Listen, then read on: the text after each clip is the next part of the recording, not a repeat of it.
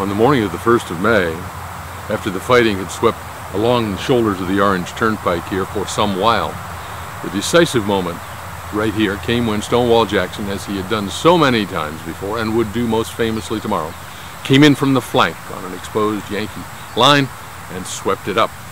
The Federals had orders to retreat anyway. They were holding tenaciously here in these fields, facing eastward against Confederates who were moving westward. But at the same time, Jackson had gotten on the parallel Orange Plank Road, a bit more than half mile away, but running parallel to the turnpike.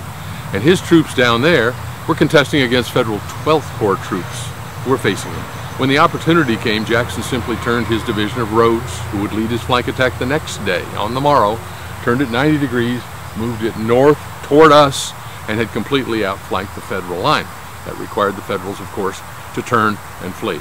Troops have never since the beginning of recorded history stood to defilade fire coming in from their flank. The bravest man who stood and faced would be outflanked by a considerable distance on either side.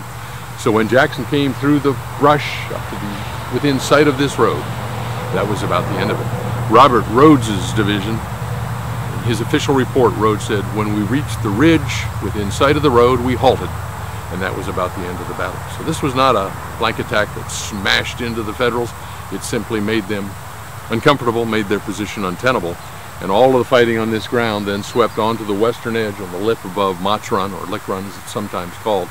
And that was the end of the fighting on the first day at Chancellorsville. The Federals were due to head off into the west.